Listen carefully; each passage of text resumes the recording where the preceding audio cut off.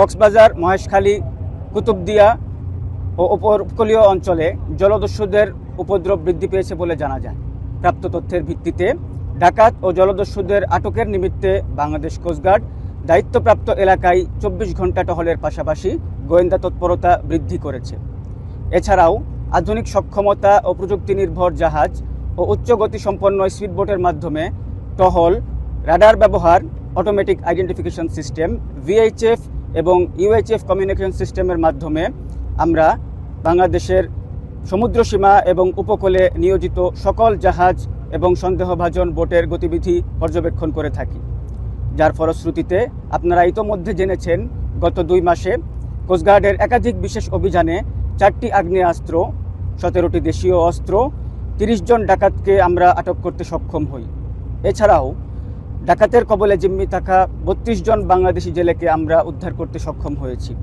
এরই ধারাবাহিকতায় আজ 27 ফেব্রুয়ারি 2026 তারিখ শুক্রবার Bangladesh coastguard base Chattogram, coastguard জাহাজ কুতুবদিয়া, বিসিজি স্টেশন কক্সবাজার, মহেশখালী, মাতারবাড়ি এবং শাহপুরী এর সমন্বয়ে কক্সবাজারের কুতুবদিয়া, মহেশখালী ও তৎসংলগ্ন এলাকায় ডাকাত ও জলদস্যু নির্মূলে এবং সমুদ্রে মৎস্য আহরণে নিয়োজিত জেলেদের সার্বিক নিরাপত্তা নিশ্চিতকরণে আমরা সারাদিনব্যাপী সাঁড়াশি অভিযান পরিচালনা করছি।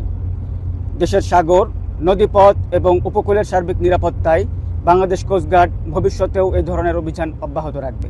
এই মুহূর্তে সাগরে জলদস্যু বেড়ে যাওয়ার কারণ হিসেবে যদি আপনারা মনে করেন, নির্বাচনের সময় আমরা আমাদের ডিপ্লয়মেন্ট বাড়িয়েছি এবং এর সুযোগ নিয়ে সাগরে জলদস্যুদের প্রভাব বৃদ্ধির একটি আশঙ্কা ছিল, যার পরবর্তীতে আমরা এখন আমাদের তৎপরতা এবং গোয়েন্দা নজরদারি আরও বৃদ্ধি করেছি।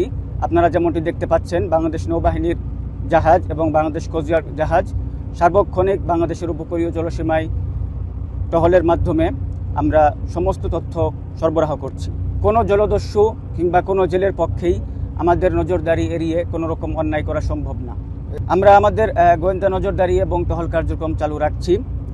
আমরা যেভাবে আমরা সার্বক্ষণিক সারা বছর অপারেশন সম্পন্ন করি, ঠিক একইভাবে আমরা আমাদের কার্যক্রম চলমান রয়েছে। এবং যদি আপনারা মনে করেন ডাকাতের উপদ্রব বৃদ্ধি পেয়েছে, সেক্ষেত্রে অবশ্যই নিশ্চিত থাকতে পারেন আমরা আমাদের তৎপরতা এবং টহলের সংখ্যাও বৃদ্ধি করেছি।